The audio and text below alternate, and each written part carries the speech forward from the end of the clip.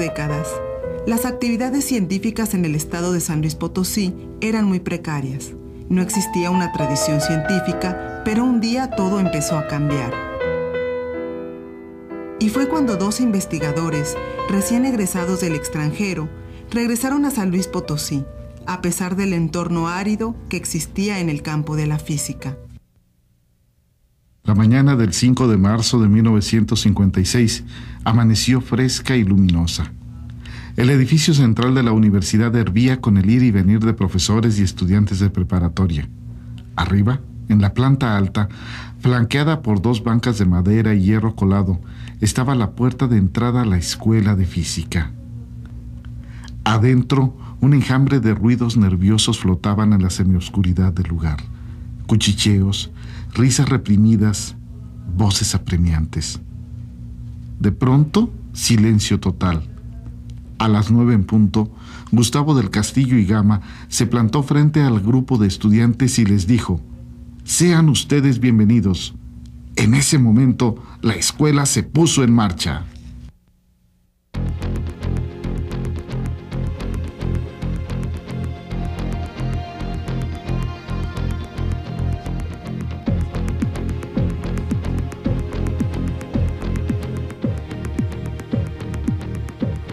Tuviéramos que englobar en una frase el siglo XX, esta sería desarrollo de la ciencia y la tecnología. Estamos en la puerta abierta, en esta ocasión conmemorando los 50 años de la física en San Luis Potosí. La física tiene entre sus metas principales el describir y entender la realidad a través de experimentos y teorías. Entender la realidad para poder controlar nuestro universo y poder formar mundos mejores. En este proceso no es posible sin la participación activa de gente fuertemente preparada en cuestiones de ciencia y tecnología, en cuestiones de innovación, y en este sentido también es importante que este conocimiento pueda influir en la sociedad para tener ciudadanos mejor preparados y una sociedad mejor preparada para enfrentar nuestra realidad. La Universidad Autónoma de San Luis Potosí se enorgullece de estar festejando durante este año los 50 años de la física en San Luis Potosí. Esos momentos que ayer parecían muy lejanos sobre la construcción de una disciplina como la física, no solo en San Luis Potosí, sino en nuestro país, han quedado un tanto sobrepasados.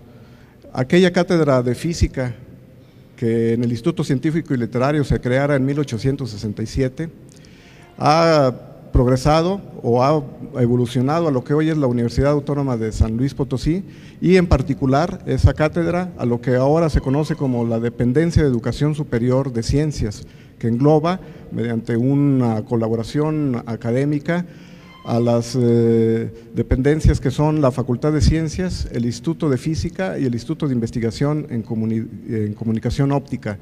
Comunidad académica que tiene un fuerte reconocimiento a nivel nacional e internacional. Y para hablarnos al respecto se encuentran con nosotros investigadores de estas dependencias, y le damos la bienvenida al doctor Hugo Navarro Contreras, quien es secretario de Investigación y Posgrado de la Universidad Autónoma de San Luis Potosí e investigador del Instituto de Investigación en Comunicación Óptica; al doctor Miguel Ángel Vidal Borbolla, investigador del Instituto de Investigación en Comunicación Óptica; al doctor Facundo Ruiz, investigador de la Facultad de Ciencias; al doctor Jesús Dorantes Dávila, investigador del Instituto de Física; y al doctor Magdaleno Medina Noyola, investigador del Instituto de Física y miembro del Comité de Festejos de Conmemoración de estos 50 años de la física en San Luis Potosí. Gracias por estar aquí con nosotros compartiendo sus experiencias. Bueno, no ha sido fácil el proceso de consolidación que esta comunidad de científicos relacionados con la física ha tenido en la actualidad, y que a lo largo de 50 años ha ido creando, incluso muchos años anteriores a esta como mencionaba, desde la fundación de la Cátedra de Física en el siglo XIX. Este proceso no ha sido sencillo, ha habido dificultades en todo ello. Yo quisiera preguntarle al doctor Hugo Navarro si nos puede hablar del escenario que presentaba la Escuela de Física y especialmente la investigación después de sus primeros años, los primeros años de inicio cuando eras estudiante de física. Sí, buenos días. Muchas gracias por cederme la palabra. Bueno, me preguntas específicamente cuando era estudiante y a mí me correspondió hace mucho tiempo, 67 al 70 fue el periodo en que yo fui estudiante. Entonces el área física que ocupábamos era del orden de 3 salones en lo que es sobre el edificio rectoría. De hecho estábamos sobre efectivamente los salones que ahora ocupa las oficinas de rectoría per se, las del propio rector, y unas que ocupa ahora la Secretaría General. Y no solo era el espacio físico, yo creo que ese no era la limitante central, pero me gustaría más poner las cosas en perspectivas. Yo creo que había dos cosas. Había primero una fuerte convicción de la gente de que queríamos hacer ciencia, de que creíamos que la carrera científica era una carrera válida. Sin embargo, había una inexperiencia muy fuerte en el profesorado y en algunas veces una falta de compromiso hacia la atención de los aspectos urgentes de la docencia, pero la ausencia mayor o la carencia mayor era definitivamente la falta de experiencia en investigación científica, aunque sí había un fortísimo deseo de hacer ciencia y de buscar y explorar los caminos para hacer la ciencia. Se costó mucho trabajo en que la gente encontrara la respuesta. La respuesta yo creo que se vino a encontrar hasta que ya existió el Instituto de Física en 1900, aproximadamente 78, 80, cuando empezaron a aparecer los primeros trabajos científicos publicados en el ámbito de la física desde la Universidad Autónoma de San Luis Potosí. Y ahí fue cuando la gente, obviamente ya en el contexto del instituto, a mediados de los 70s, realmente comprendió cuál era la actividad profesional real de un investigador científico, un investigador en la física, y se empezaron a tener los primeros resultados. Pero no fue un proceso sencillo, fue un proceso muy lento, pero siempre con el tremendo impulso de que había gente muy convencida de que se debería de hacer una labor de investigación científica desde San Luis Potosí.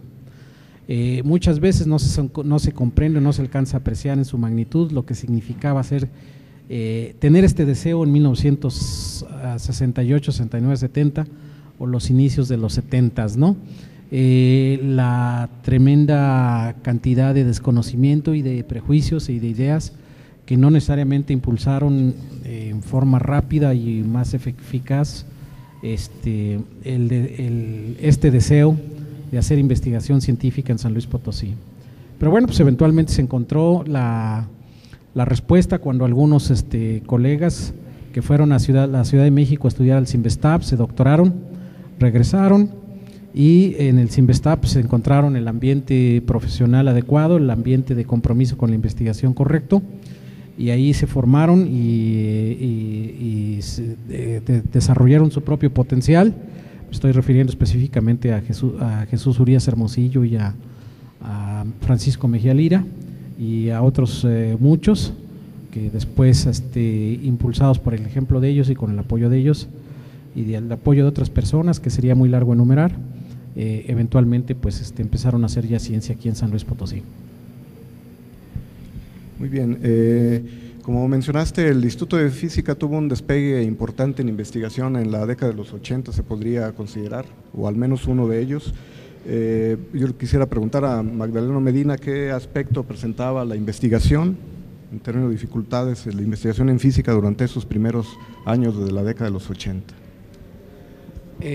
Bueno, en esa década el Instituto de Física estaba apenas nucleando una planta de profesores, que tuviera un perfil, digamos, que empezara ya a no distinguirse del perfil de la planta de profesores de cualquier universidad normal en el mundo, es decir, gente que tuviera toda la habilitación de doctorado, que estuviera involucrada en investigación activamente y que tuviera un programa de posgrado vigoroso. En ese sentido fueron bastante exitosos nuestros colegas que trabajaron en esa década, porque lograron en efecto instalar un programa de posgrado bastante viable, que fue el que generó que otorgó el primer grado de doctor en física en este país, fuera de la zona metropolitana del país. Sin embargo, las grandes dificultades eran, primero, la ausencia de una tradición de investigación. Si usted quería conseguir un reactivo, era toda una pesadilla. La cuestión administrativa, no vamos a narrar todas esas dificultades que habían y que persistieron todavía por un buen rato, hasta que la universidad empezó a entender que la investigación es una actividad fundamental que requiere mecanismos de apoyo, etcétera, etcétera.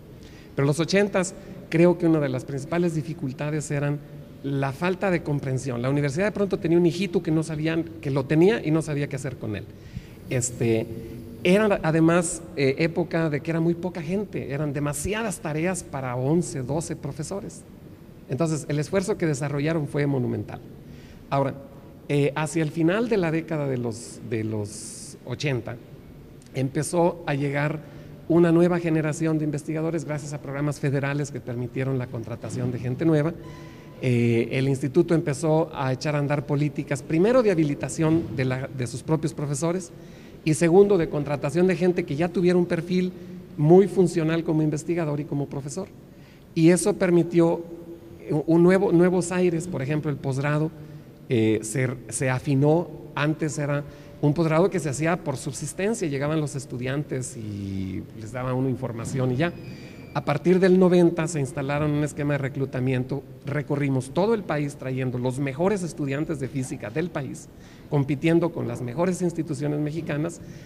Andábamos también detrás de los investigadores más brillantes. Afortunadamente algunos de ellos son ahora nuestros líderes académicos en el instituto, y eso permitió un segundo aire, digamos, y remontar algunas de esas dificultades tan severas, sobre todo las que dependían de nosotros. Hay unas que no dependen de nosotros, que no hemos podido remontar, porque la tenemos que remontar entre toda la comunidad, con el apoyo de la institución, con el apoyo de la sociedad. Pero ese es más o menos los logros que yo diría del año de los 80, fue poder remontar cosas que parecían insalvables, digamos, como esto de armar un buen posgrado. El posgrado actual de física es uno de los de mayor rendimiento académico, de mayor calidad. El poder consolidar cuerpos académicos y grupos de investigación de muy alta calidad, que son, al mismo tiempo que se hacía esto en el instituto, se hacía también en nuestra Facultad de Ciencias, en el Instituto de Comunicación Óptica, y eso hace que a nuestra DES de Ciencias se la reconozca en todo el país como una de las más habilitadas, con los cuerpos académicos más activos.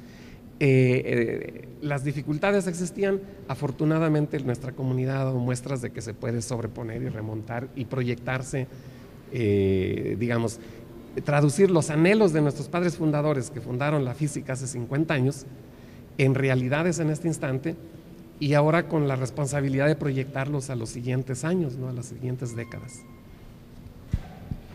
Bien, el inicio de la física en el sentido formal se inicia a mediados de los década de los 50, a finales de 1955, principios de 1956, y inicia como una escuela de física y un instituto de física, que a estas alturas la cuestión, y con los altibajos comunes en este tipo de procesos, ha llevado a lo que actualmente es esta dependencia de Educación Superior Ciencias, que actualmente se conforma de nuevo con el Instituto de Física, la Facultad de Ciencias y el Instituto de Investigación en Comunicación Óptica, que a principios de los 90 se creó en esta universidad en torno precisamente a todo este tipo de evolución en física que se estaba dando en nuestra universidad.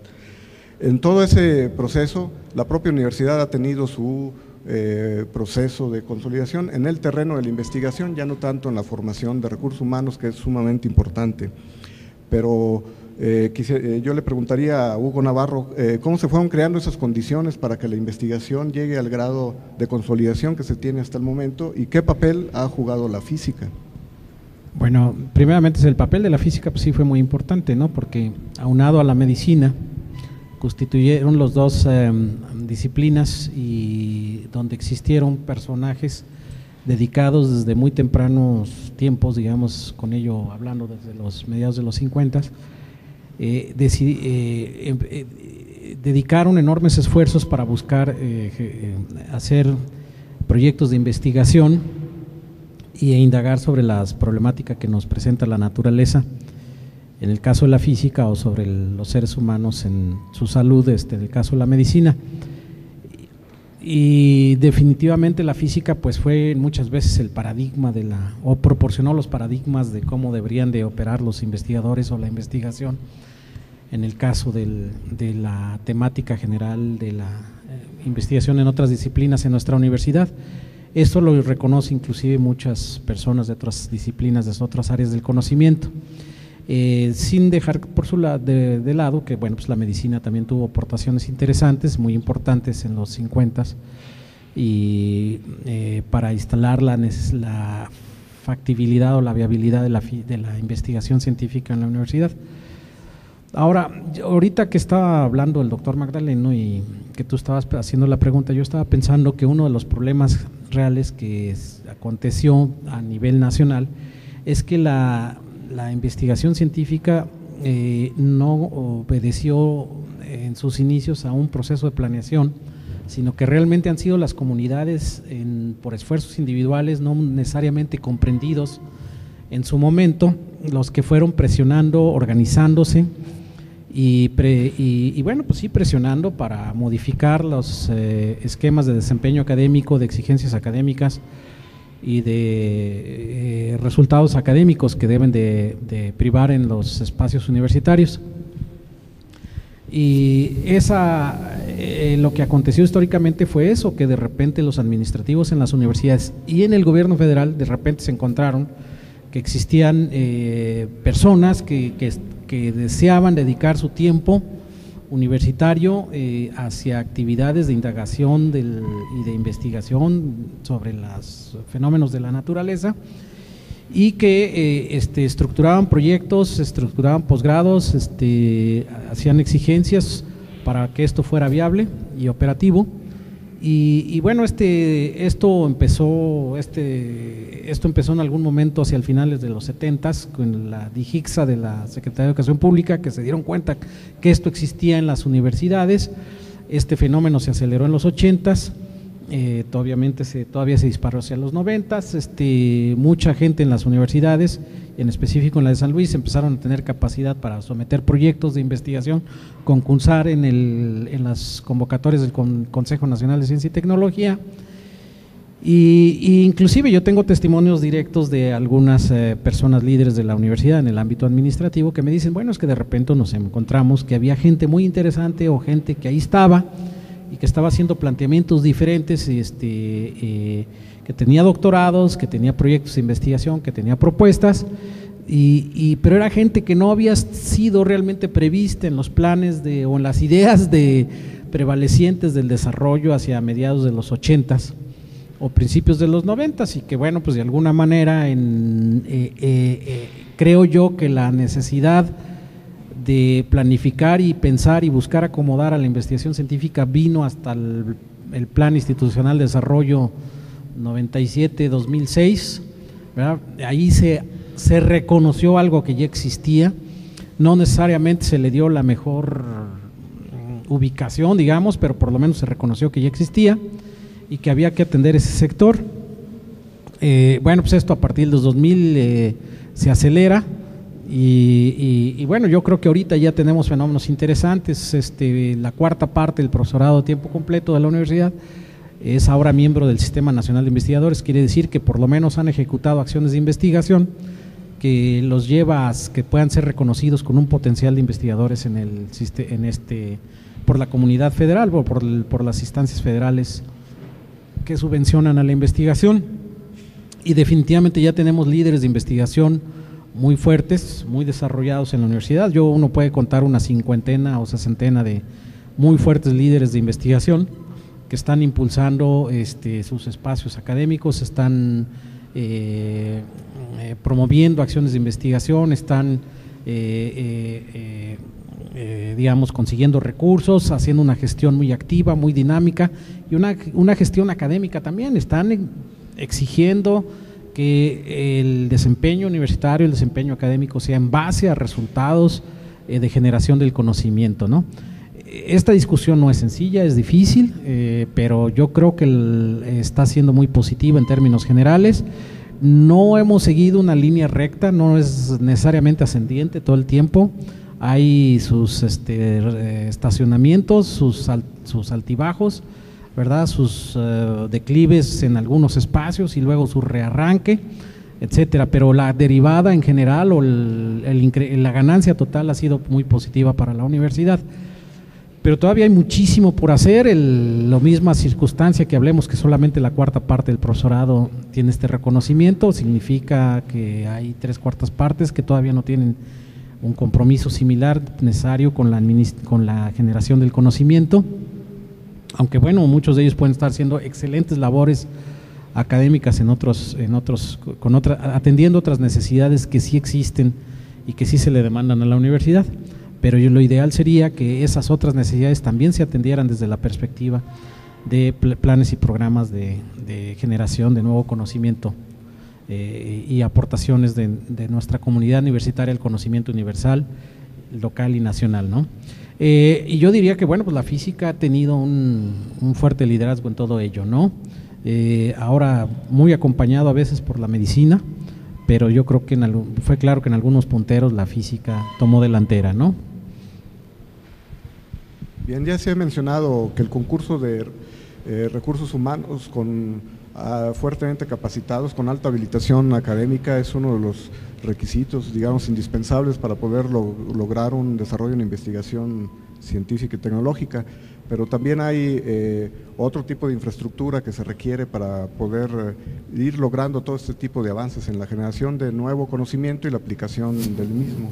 Yo les quisiera preguntar a los investigadores participantes de estas dependencias ciencias, ¿cuáles son las herramientas que utilizan en su trabajo? Jesús Dorantes se desarrolla en la parte teórica, Miguel Ángel Vidal y Facundo Ruiz en la parte experimental. Dorantes, ¿qué tipo de herramientas se requieren? Bueno, primero que nada quisiera aclarar que en la física, hasta antes de los 50 no existía esa diferencia entre teoría y experimento. Los físicos hacían tanto teoría como un experimento. A raíz del auge de la física, debido a más que nada la bomba atómica y sobre todo al impacto tremendo que ha tenido en la tecnología después de los 50, por la división del trabajo y por el proceso acelerado de nuevos descubrimientos, hizo que esa división de trabajo se hiciera en teoría y en experimento. Y bueno, un teórico, ¿qué es lo que hace? Un teórico ayuda a entender a un experimental algún proceso mucho más rápido que lo que él lo puede hacer, en el sentido de que tiene que hacer los experimentos y paralelamente alguien lo puede estar dando a escribir, además predecir ciertas cosas que el mismo experimental puede hacer.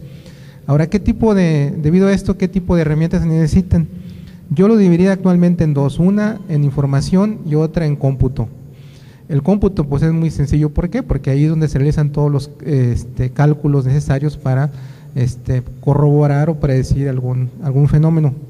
Y en información es mucho más amplio porque tiene que ver con biblioteca, con congresos donde se discuten con colegas nuevas cosas, y sobre todo también ahora actualmente con el internet, donde uno tenga acceso directo a bibliotecas en otro mundo o inclusive a supercómputo en otros lados del mundo. Entonces esos aspectos son muy importantes, tener una información adecuada con todo eso, con todo lo que conlleva, y un cómputo apropiado. Las dos cosas afortunadamente las tenemos razonablemente bien aquí en la universidad. Tenemos al menos en el Instituto de Física, un centro de cómputo que compite a nivel nacional con los mejores. Podrías decir que incluso es el mejor, quitando alguna supercomputadora que está por ahí, es el mejor de aquí del estado. Y en información tenemos acceso a internet, y eso lo tiene toda la universidad. Y tenemos suscripción a las mejores revistas de física del mundo, donde podemos obtener esa información que necesitamos para corroborar nuestras cosas. Eso es lo que yo podría decir de un teórico. Vidal. Bueno, ese asunto que Jesús menciona sobre la división entre experimentales y teóricos, sí, ciertamente se ha dado que el trabajo teórico es realmente complicado en ocasiones, pero por supuesto también el trabajo experimental en ocasiones requiere una gran capacidad de tecnología necesaria para realizar un experimento, una descripción de un fenómeno. Entonces, la gente que en principio nos dedicamos a los experimentos, no, yo no recomiendo que dejen de hacer teoría. Sin embargo, sí, es muy complicado mantener los dos pies en ambos ámbitos. Para hacer experimentos actualmente puede suceder dos cosas. Hay experimentos tan complicados que requiere una inversión experimental a veces realmente muy grande. Los países de primer mundo que desarrollan tecnologías muy importantes, que los ponen en la punta, por eso son países de primer mundo, requieren infraestructuras muy costosas, de millones de dólares. Evidentemente en México todavía, a pesar de que tenemos un Consejo Nacional de Ciencia y Tecnología, conseguir inversiones de esa naturaleza, de millones de dólares, es complicado. Pero también puede resultar que hay experimentos, nuevos descubrimientos, que requieren infraestructuras mucho menos costosas, que inicialmente pueden dar muchos resultados, mucho conocimiento, pero que una vez que se pasa esa primera etapa, la infraestructura experimental casi siempre es muy costosa. Entonces estamos en un mundo donde hacer cálculos se requiere infraestructura de cómputo muy pesada. La prueba es que el Instituto de Física le ha costado mucho trabajo juntar su infraestructura teórica para hacer cálculo, pero también hacer experimentos cada vez resulta más caro. Entonces, los científicos que tanto se dedican a la parte teórica como experimental, necesitamos estar escribiendo proyectos para conseguir esas infraestructuras, y entonces el trabajo científico se convierte en una buena parte en hacer propuestas para conseguir infraestructura, que cada vez la competencia no es a veces ni siquiera estatal ni nacional, la competencia es a nivel internacional. Con el advenimiento del Internet, pues un experimento que uno quiere hacer ya no compite con colegas del propio país, sino compite con colegas que se encuentran en cualquier lado del mundo. Entonces, pues la competencia es difícil, es dura, pero muy reconfortante sobre todo. Gracias.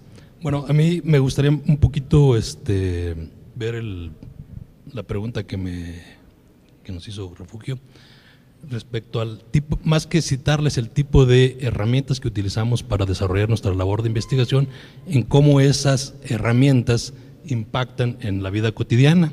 O sea, generalmente nosotros a veces no contamos con las herramientas adecuadas para realizar nuestra investigación, y como parte de esa labor de investigación tenemos que desarrollar esas herramientas. Son herramientas muy especializadas y que después esas herramientas o los elementos que constituyen esas técnicas experimentales vienen a impactar en la vida cotidiana. Jesús Dorantes mencionó uno de los factores más importantes o las herramientas más importantes en nuestra investigación, la computadora. La computadora se desarrolló como una herramienta de investigación, y después, bueno, ahora nosotros, o la mayoría de nosotros, tenemos acceso en nuestra vida cotidiana a ese tipo de servicios. Rayos X es otra de las herramientas, por ejemplo, que es fundamental para mi investigación, o la investigación de las que me parte desarrollamos aquí. Y eso también impacta en forma directa en nuestra vida cotidiana, o sea, el desarrollo de esas técnicas o los elementos que constituyen esas herramientas, bueno, vinieron a revolucionar el mundo de la medicina. Como eso les podría dar muchísimos ejemplos, técnicas de caracterización óptica como las que utilizan Instituto de Comunicación Óptica. Bueno, a lo mejor puede, si yo les doy el nombre de un espectrómetro de absorción infrarroja, suena sin sentido para la mayor parte de la gente, pero muchos de los elementos que constituyen ese aparato específico, bueno, se reflejan, por ejemplo, en el uso de una videocámara con especificaciones especiales, con elementos ópticos que lo estamos utilizando diariamente. Bueno, estamos inmersos en este siglo XXI, donde el desarrollo de la física se abre como una fuerte oportunidad, digamos, para poder seguir desarrollando nuestra sociedad. Esto implica ciertos retos científicos a nuestra propia comunidad local, principalmente aquí a la de San Luis Potosí. En este sentido, y sobre todo con el enfoque de su aportación a la vida cotidiana, yo quisiera preguntarles a los tres investigadores de estas dependencias, ¿qué retos nos depara el desarrollo de la física en los próximos años, o cuáles son los factores que tenemos que vencer para seguir consolidando, mantener la consolidación de la física en San Luis? Podemos empezar con... Bueno, es una pregunta complicada, pero pues también tiene una respuesta sencilla. Hasta más o menos en los 80s, la física era una disciplina muy tradicional, en el sentido de que tanto las materias que se estudiaban como los problemas que se atacaban eran muy clásicos de la física. Debido a las necesidades de la sociedad, con todo esto que les comentamos antes de computadoras o de medicina o etcétera, de cosas diarias, los físicos se han ido involucrando en otras áreas. Y es muy sencillo involucrarse porque la física, al final de cuentas, lo que estudia son las leyes de la naturaleza, ¿no? Y la ley de la naturaleza está en todas las disciplinas.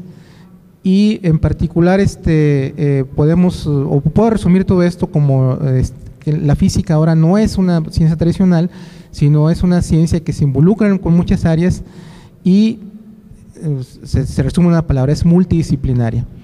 Yo quisiera comentar un poquito que esto no lo descubrimos nosotros, pero sí lo practicamos en el Instituto de Física desde los 90s.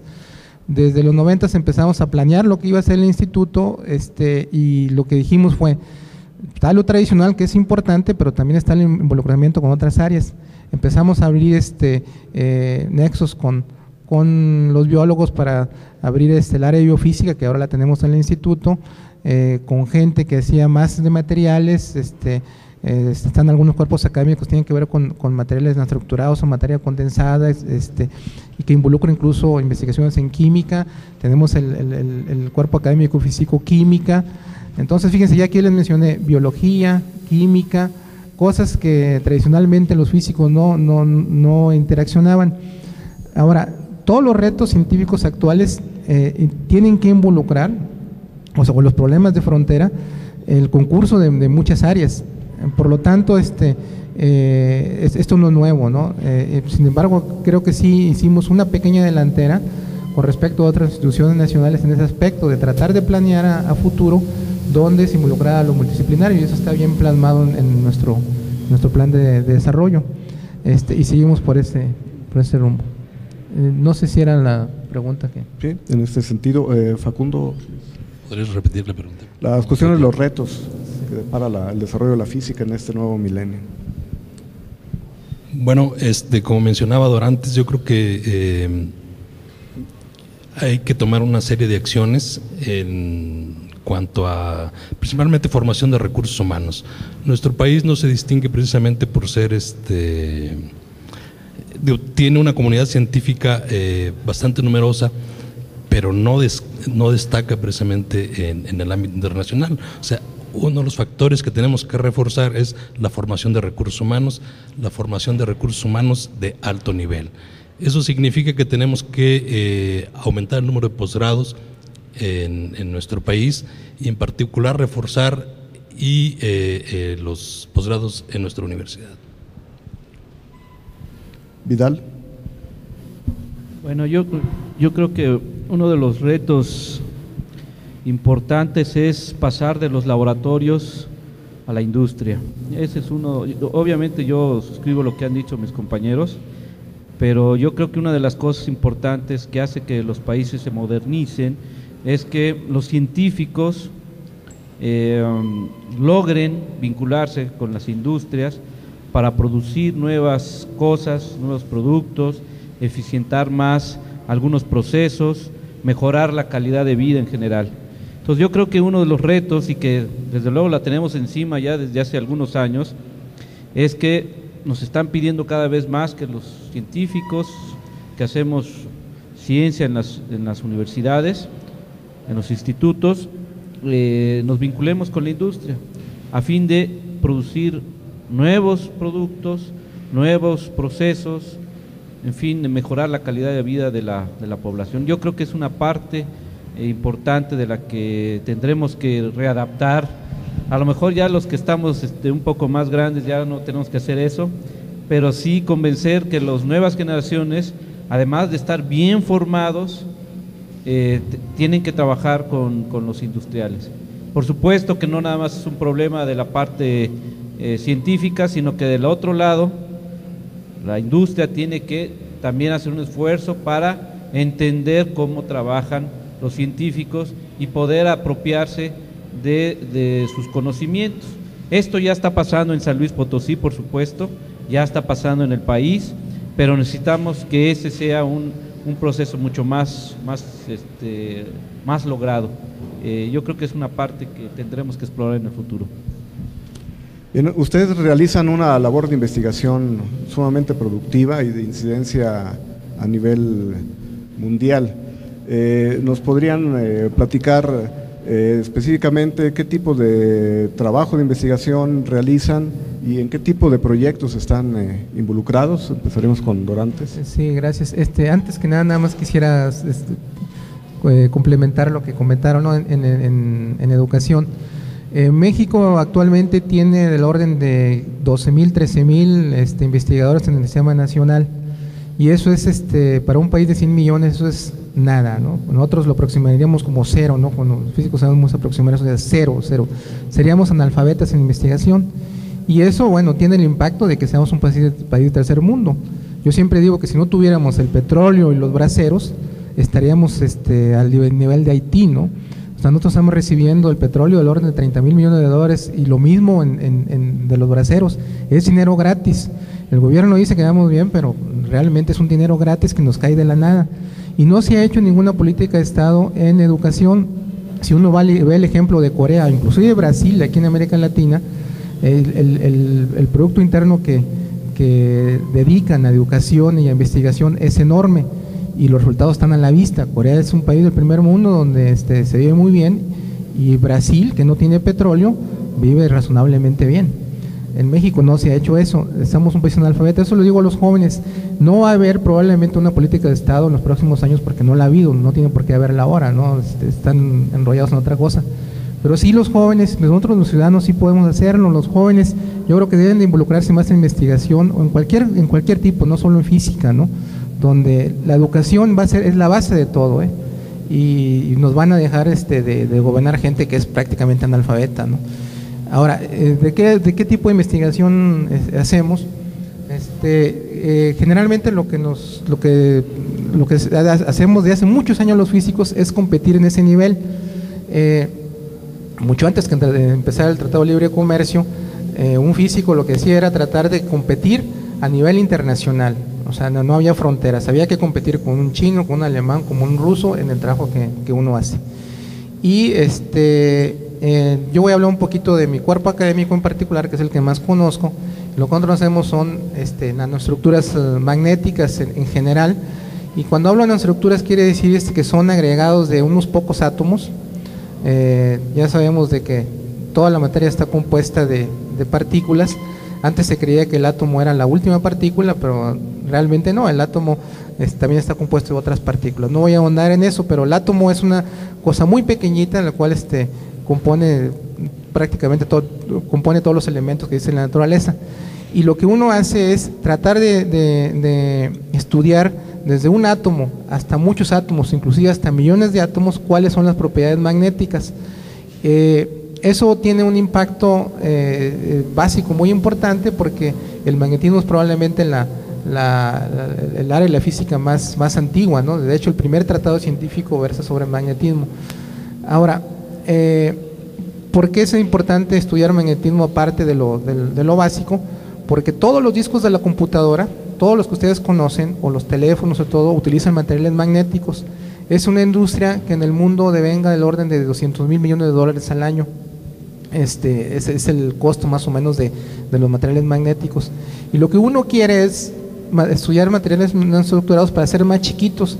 Quiere decir de que ahora lo que ustedes han visto que cada vez las laptops están más chiquitas y más poderosas.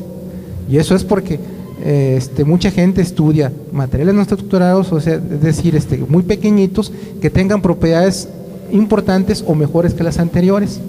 Y eso es lo que uno quiere, entender desde el punto de vista básico esas propiedades y tratar de contribuir al desarrollo científico. Ahora, también quiero aclarar de que nuestra principal misión en la universidad es educar, y la investigación es el brazo más importante. Si ustedes se van a Harvard o a cualquier otra universidad del mundo que se preste a ser una buena universidad, toda la planta de profesores tiene doctorado. Pero no solo eso, sino que toda esa investigación, y ahí la investigación no se ve como un lujo, sino que es el arma más importante para educar, porque la investigación siempre conlleva rigor y calidad, y eso se le tiene que enseñar a los educandos, ¿no? Entonces, en ese sentido, nosotros tenemos la misión de educar, hacemos investigación de calidad, y lo que esperamos es vincularnos a algunos profesores que podamos con la industria, pero los que no, tratar de crear esa masa crítica para que los que salgan aquí bien educados se involucren con la industria y tengan buenos resultados.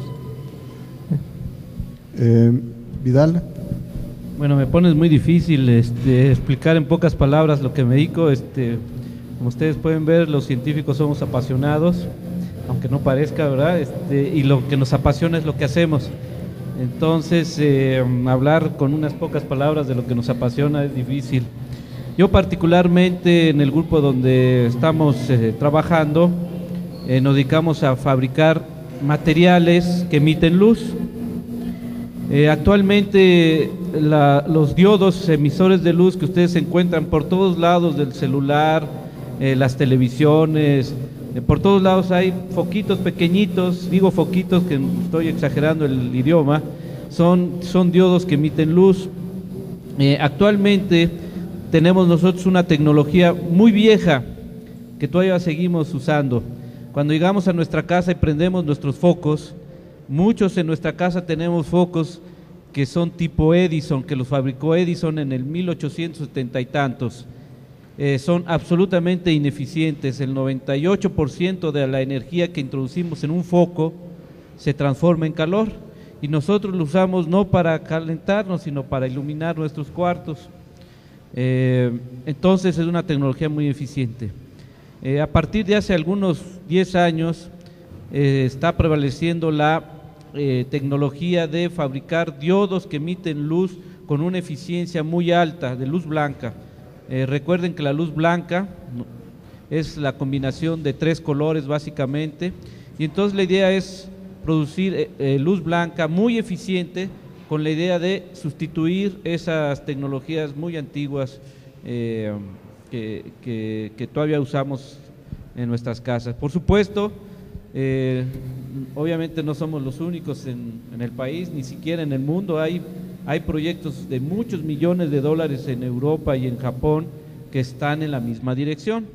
Entonces, imagínense en México competir con esas grandes infraestructuras y con colectivos de investigadores que están nada más dedicados a eso, pues es un poco complicado.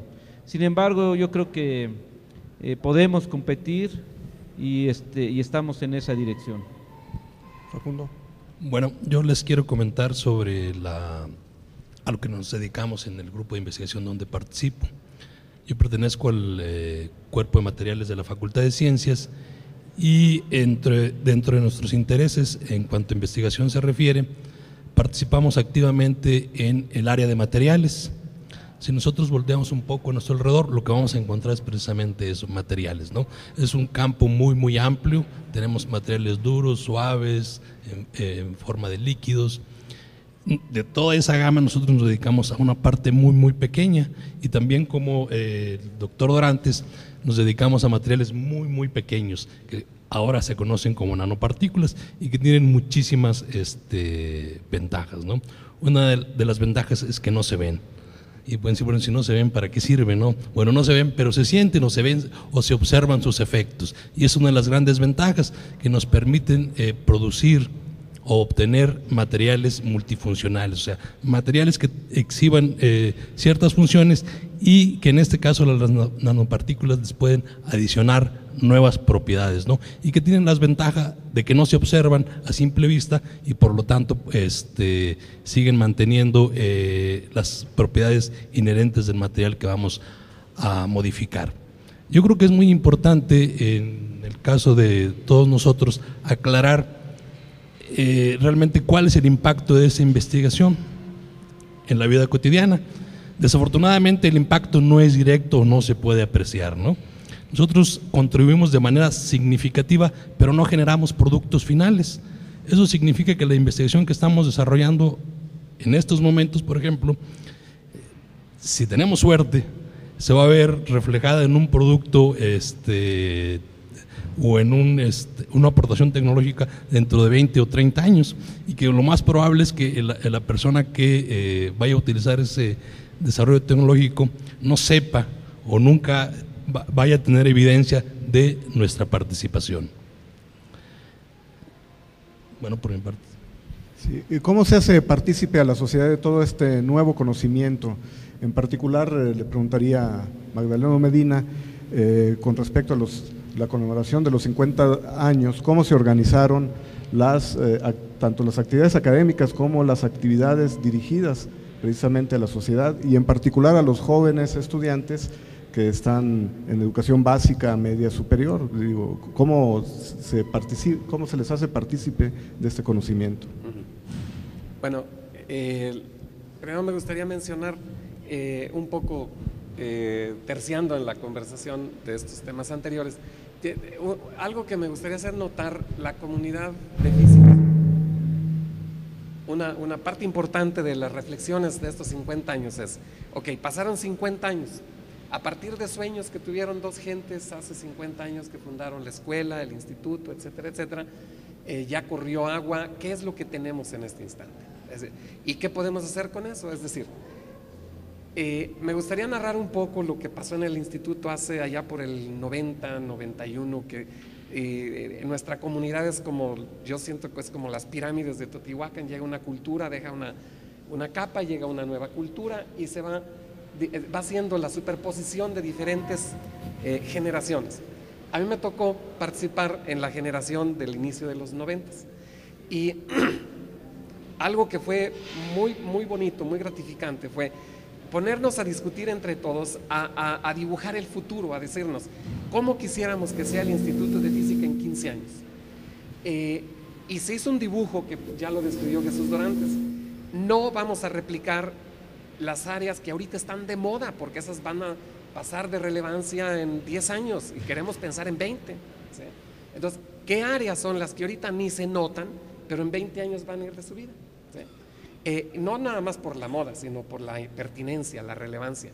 Ese dibujo que se hizo, ya Jesús mencionaba, decidimos empujar la física hacia sus fronteras con la química, con la ingeniería, con la medicina. Y después de 15 años de esa reflexión, uno visita el Instituto de Física y es impresionante el nivel de precisión de esa planeación. ¿Sí? Entonces, eso lo que hace es un instituto con mucha personalidad, con mucha reputación, etcétera, etcétera. Entonces, primer mensaje que yo rescataría: nuestra comunidad sabe planear. ¿Sí? Aún antes de la planeación institucional, que nos ayudó mucho en el 97, ya cuando la universidad dijo, saben, todo mundo en la universidad debería de planear cómo se quiere ver en 10, 15, 20 años. Entonces el instituto simplemente reforzó ese proceso de construcción de lo que es ahora. Ahora, entonces, pregunta, ¿qué tenemos? yo lo hablo ahorita en términos del instituto, pero evidentemente es lo mismo en la facultad y en el ICU y en otras dependencias. Lo que ha pasado es que en estos 15 o 10 años han llegado gente nueva, con conocimientos nuevos, con habilidades nuevas, y el acervo que tiene esta universidad de competencias técnicas, de conocimientos, de habilidades, es impresionante. Es un proceso de construcción, tiene una enorme riqueza en las técnicas experimentales, en cada uno de los laboratorios, en la experiencia de los técnicos que ahora saben soplar vidrio de manera muy especializada, o lo que toda esa serie de habilidades están ahí, y esa riqueza en este instante ya tiene mucho sentido preguntarse cómo se va a desparramar toda esa riqueza a resolver problemas que tenemos aquí al lado, enfrente, en las mineras, en la agricultura, en problemas muy, muy concretos. Ahora, menciono esto porque hace 15 años teníamos fuertes presiones a decir, en vez de estar estudiando la función de onda del electrón, que no le sirve a nadie para nada, deberían de estar resolviendo el problema de problemas muy concretos. Problemas concretos que en realidad hay empresas que los resuelven. No teníamos nosotros por qué meternos en eso. El instituto se dijo muy claro y dijo, nosotros vamos a hacer investigación básica porque es un refuerzo a la educación, y ya no me pregunten más, ¿sí? Sin embargo, la realidad es de que ahorita hay tal nivel de competencias que es como un recipiente súper lleno, se va a desparramar. Ahorita ya lo podemos ver, cada uno de los que estamos aquí estamos siendo testigos o participantes de desarrollos directamente dirigidos a resolver problemas muy, muy concretos. Entonces yo creo que en este país el problema es que la investigación, la educación superior, la vinculación, la aplicación, no es algo que tenga tradición, lo estamos descubriendo, estamos aprendiendo cómo se hace. Yo creo que nuestra comunidad de físicos tiene una enorme experiencia y lleva una gran delantera. Entonces, la primera reflexión sería, no perdamos esa delantera, más bien al contrario, todo este acervo de competencias, toda esta riqueza técnica, humana, ahora sí podemos formatearla como soluciones a la sociedad. Ya lo mencionabas tú, no es nada más resolver problemas tecnológicos concretos, es también profundizar en resolver los problemas educativos, tanto en la educación que impartimos en nuestras carreras, como también en la educación de la sociedad, que comprenda mejor el uso de la ciencia y la tecnología. Entonces, ¿qué hizo este año? ¿Para qué sirvió? La primera cuestión es para que nosotros mismos, los físicos, los integrantes de esta comunidad, nos demos cuenta que somos una comunidad muy rica en términos de competencias, en términos ya no estamos como hace 15 años, que aspirábamos, el día que haya una computadora, no, ahorita está la universidad, siempre nos faltarán cosas, pero ahorita estamos en una situación mucho mejor. Pregunta, ¿cómo le vamos a hacer para poner toda esta riqueza al servicio directo de nuestra comunidad? El primer mandamiento es, reconozcamos que tenemos esa riqueza. La coyuntura de los 50 años nos sirvió para mirarnos a nosotros mismos. Yo traje el programita de eventos. Este programita me gusta mostrarlo porque visualmente ilustra lo que estoy diciendo. Parece un mosaico. Cada uno de los apartados es un evento que se desarrolló a lo largo de este año.